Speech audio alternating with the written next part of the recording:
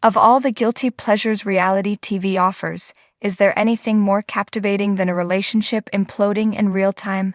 We watch from the safety of our couches, popcorn in hand, as couples navigate a minefield of trust issues, cultural clashes, and explosive betrayals. And in the chaotic universe of 90 Day Fiancé, no topic gets the fans talking, searching, and debating quite like cheating. It's the ultimate storyline, the catalyst for some of the most jaw-dropping moments in the franchise's history. We've seen it all before. We collectively gasped when Michael Ilasami admitted to cheating on Angela Deem, not once but multiple times. We cringed as Colt Johnson brazenly betrayed Jess Caroline, and we watched with a mix of shock and second-hand embarrassment as Big Ed Brown fumbled his way through multiple relationships marred by questionable behavior. These scandals are the lifeblood of the show, creating shockwaves that ripple through social media for months. But just when we think we've seen the peak of messy, a new drama unfolds that feels more personal, more volatile, and more confusing than ever before. Enter Gino Palazzolo and Jasmine Pineda of 90 Day Fiancé, happily ever after, a couple whose relationship seems to be held together by little more than mutual suspicion and a shared love for the camera. As their marriage publicly disintegrates on our screens amidst a firestorm of cheating allegations, Gino has done something completely unexpected. He's been spotted with an unlikely crew, adding a bizarre and intriguing new chapter to this already turbulent story. A picture is worth 1,000 rumors. Imagine scrolling through your Instagram feed and seeing a photo that makes you do a double take. There's Gino, awkward, hat-wearing, often flustered Gino, posing with some of the franchise's most notorious pot stirrers. The photo, shared by Rob Warren and Josh Weinstein, features the duo alongside Gino and Kim Menzies' son, the ever-cool Jamal Menzies. This isn't just a random meetup. This is a summit of 90-day drama. Rob, Josh, and Jamal have unofficially branded themselves the 90-Day Bad Boys, a trio known for their entertaining lip-sync videos and their own complicated relationship histories. Rob's tumultuous relationship with Sophie is a masterclass in toxicity. Josh's romance with Natalie Mordovtseva fizzled out in a haze of mismatched expectations, and Jamal has cultivated a reputation as a smooth-talking playboy. These are not the guys you'd expect to see taking Gino under their wing.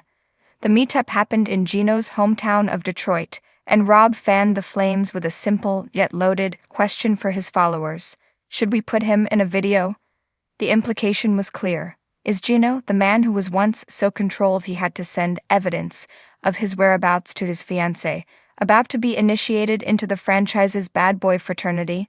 For fans who have followed his journey, this is more than just a picture. It's a seismic shift in the Gino universe. Is this a desperate cry for connection after a brutal breakup? Or is he finally breaking out of his shell and embracing a new, more rebellious identity? The anatomy of a toxic love story. To understand why this photo is so shocking, we have to rewind the tape on Gino and Jasmine's story, a romance that was fiery and fraught from day one. Their journey on Before the 90 Days was a whirlwind of passion and paranoia. We saw Jasmine's explosive jealousy and Gino's baffling missteps, from sending her private photos to his ex to the now infamous electric toothbrush incident. Their foundation was built on shaky ground, riddled with insecurities that festered and grew. The mistrust was a constant theme. Who could forget Jasmine finding a spare lip gloss in Gino's car and launching a full-scale investigation? It was a small, almost comical moment that spoke volumes about her deep-seated fear of being betrayed and Gino's inability to navigate her emotional needs. It was clear then, as it is now, that trust was a foreign concept in their relationship. Their problems were so profound that a mere 5 months into their marriage, they landed on 90 Day, the last resort, a therapy-fueled spin-off for couples on the brink. It was here that the cracks didn't just show, they fractured into a chasm. In a desperate bid to salvage their union, Jasmine proposed an open marriage, a suggestion that baffled Gino and viewers alike. She even had a third in mind, her muscular friend from the gym, Matt Brannis. The blame game turns nuclear. This is where the story splinters into two wildly different narratives. According to Gino, he was tricked and pressured into agreeing to the open marriage, only to find out that Jasmine had allegedly been cheating on him with Matt for months beforehand. He felt like a fool, manipulated into sanctioning a betrayal that was already happening behind his back. In this version of events, Gino is the victim, a man whose kindness was mistaken for weakness. To level the playing field, or perhaps to simply find affection elsewhere, Gino began seeing a woman named Natalie. But Jasmine's version paints Gino as the master manipulator. She now claims that Gino's connection with Natalie wasn't a recent development. She alleges he was in communication with this other woman even while they were filming The Last Resort, a time when they were supposed to be working on their marriage. In her eyes, the open marriage was a sham he used to cover his own infidelity.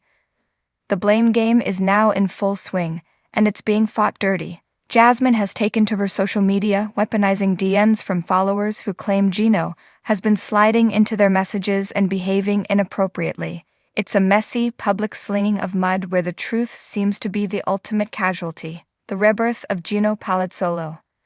As Jasmine continues her crusade against him on Happily Ever After, Gino is orchestrating a quiet rebellion on his own terms. His social media, once a barren landscape, is now reflecting a man attempting a major transformation. He's out, he's socializing, he's breaking free. This is what makes his hangout with Rob, Josh, and Jamal so significant. It's a direct defiance of the man he used to be, or the man Jasmine forced him to be. The old Gino was a virtual prisoner in his own life, constantly under surveillance, his social interactions policed by a jealous partner. This new Gino is collaborating with other cast members, traveling, and presenting himself as an outgoing, lively person. Is it genuine growth? Is he a man finally unshackled from a controlling relationship, discovering a sense of self and friendship he was long denied? Or is it a calculated PR move, a way to rebrand himself as the fun, wronged party in the court of public opinion? Perhaps it's a bit of both. By aligning himself with the bad boys, he's sending a clear message. He's no longer the meek, easily dominated man everyone thought he was. He's taking control of his own narrative, one Instagram post at a time.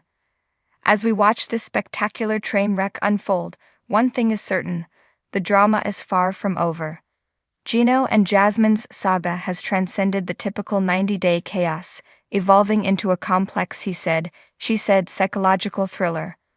Will Gino officially become the newest member of the 90-Day Bad Boys? Will Jasmine unearth more receipts to prove her case? In a relationship this volatile, a reconciliation seems impossible. But then again, in the world of 90-Day Fiancé, you can never ever say never. We'll all be watching.